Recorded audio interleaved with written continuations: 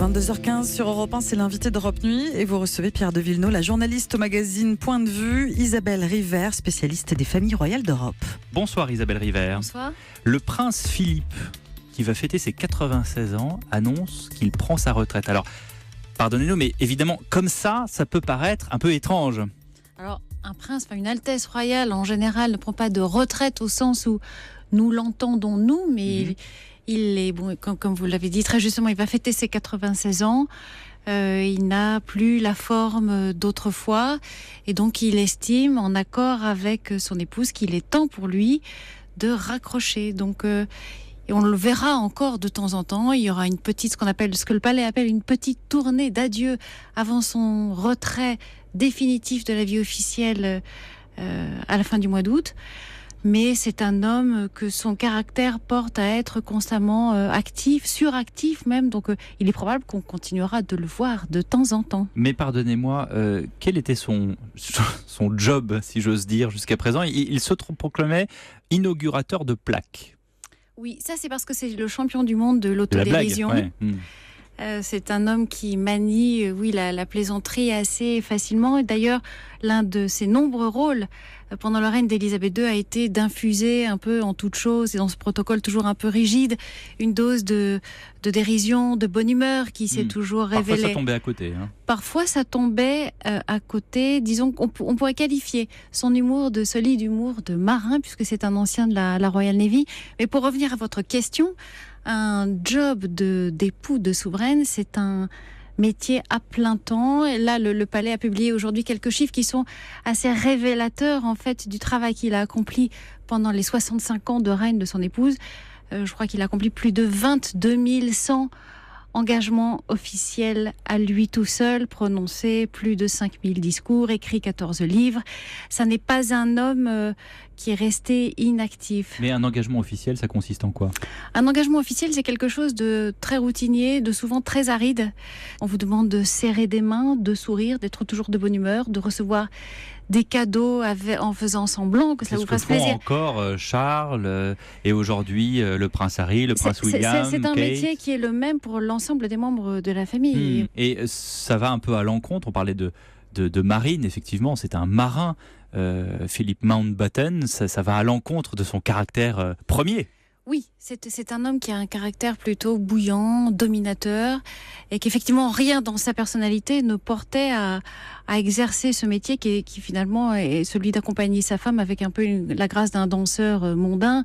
Voilà, c'est pas du tout son caractère.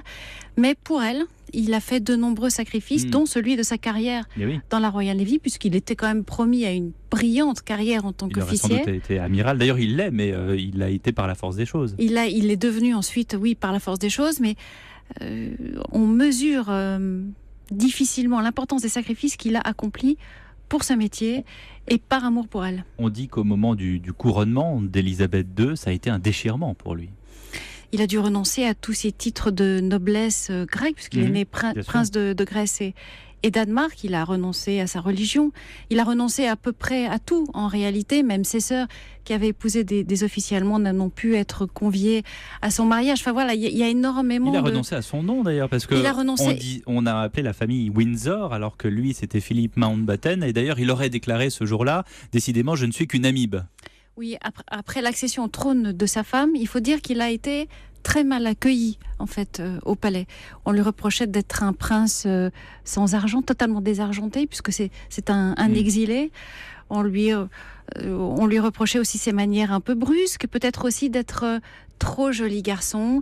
On disait il ne lui sera pas fidèle. Enfin, on disait toutes sortes de choses. On lui reprochait aussi d'être passé par toutes sortes d'établissements scolaires qui n'avaient rien à voir, en tout cas, avec les établissements dans lesquels que fréquente l'aristocratie britannique. On lui reprochait d'avoir des idées trop affirmées sur trop de sujets. On craignait qu'il ait une influence sur elle, et donc effectivement, il a été très très mal accueilli, au point que pendant des années, il a fallu batailler. Sa femme même a dû batailler pour l'imposer à la cour. On voulait l'obliger à marcher plusieurs rangs derrière elle, en fait, derrière les officiels de la cour lors des manifestations publiques. Enfin, il a subi toutes sortes d'humiliations et de brimades qu'il a finalement quand même supporté avec beaucoup de bonne volonté, beaucoup d'amour aussi pour elle. Mais effectivement, il a eu...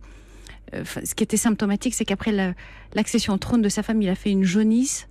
Alors que c'est une maladie infantile. Qu'il a cloué au lit pendant plusieurs semaines. C'est un homme qui a dû endurer beaucoup de choses. On imagine maintenant que sans ces engagements officiels, peut-être pas quotidiens, mais en tout cas très très fréquents, presque quotidiens. Ces engagements officiels sont quotidiens. Il est parrain, encore aujourd'hui, de plus de 780 associations et autres organisations au service desquelles il se doit d'apparaître en public régulièrement. On imagine qu'il va passer beaucoup de temps avec sa famille. Quel genre de père, de grand-père, d'arrière-grand-père est-il ? Alors, je vais commencer par le grand-père qu'il est aujourd'hui, parce que derrière les uniformes, la façade un peu austère, cette espèce d'aspect un peu abrupt, se cache, un homme très sensible, très généreux, qui est littéralement idolâtré par ses petits-enfants. Le prince William, le duc de Cambridge, d'ailleurs, lui-même fait constamment référence à lui, et on est à peu près certain qu'il le prend pour modèle. C'est d'ailleurs uniquement grâce à lui, en fait, grâce à son grand-père, que William, le jour des funérailles de sa mère, a accepté de marcher derrière ce cercueil, sous les yeux de millions de téléspectateurs. C'est uniquement parce que son grand-père lui a dit: bon, tu ne veux pas y aller, mais si moi j'y vais, est-ce que toi tu acceptes de m'accompagner? Et c'est uniquement à cette condition que William a accepté de le faire. Donc on voit toute l'importance, toute l'influence que Philippe a dans la vie de ce jeune homme, qui sera amené lui aussi à monter un jour sur le trône d'Angleterre. En tant que père, d'abord il a une relation quasi fusionnelle avec sa fille, la princesse Anne, avec qui il partage nombre de centres d'intérêt et qu'il admire beaucoup, parce que finalement elle a un caractère qui se rapproche beaucoup du sien. Alors on a beaucoup parlé de relations un peu compliquées qu'il a longtemps entretenues avec le prince Charles.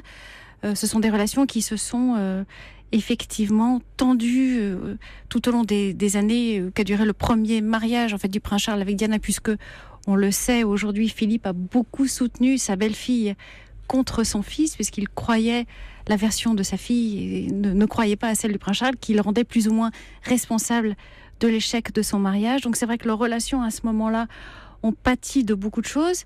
Il n'en reste pas moins que Charles a résolument, en fait, pris son père pour modèle, même si leur personnalité, la manière dont ils s'expriment, dont s'expriment leurs aspirations, sont radicalement différentes. Les chemins qu'ils empruntent sont les mêmes. La défense de l'environnement, Philippe a été un précurseur en la matière dans les années 60. Il est un passionné d'art, de peinture. Alors Charles fait de l'aquarelle, mais Philippe fait de la peinture à l'huile. Ils ont énormément de points communs. Et est-ce qu'il est proche de ses arrière-petits-enfants ? Oui, alors c'est un arrière-grand-père de plus de 90 ans. Il a un sens très très fort de la famille, qui vient en fait d'une enfance très douloureuse, très tourmentée, puisqu'il est parti en exil, il a quitté la Grèce, il avait un peu plus d'1 an. Il est arrivé sur le continent avec pour tout berceau en fait un cajot d'orange qui avait servi à le transporter, entre guillemets, sur le navire militaire qui l'amenait en Grande-Bretagne. Il a connu l'exil, la séparation de ses parents, l'internement de sa mère, dont il est resté sans nouvelles pendant plusieurs années.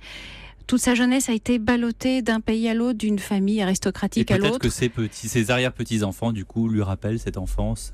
Oui, et le fait qu'il a toujours été reconnaissant à son épouse de lui avoir offert un pays, un foyer, une famille, une stabilité qu'il n'avait pas connue avant elle. Et il a réussi à être son point fixe, comme on dit. Merci beaucoup, Isabelle River, d'avoir été avec nous dans Europe Nuit. Et Isabelle River vient de publier chez Fayard Charles et Camilla, une histoire anglaise.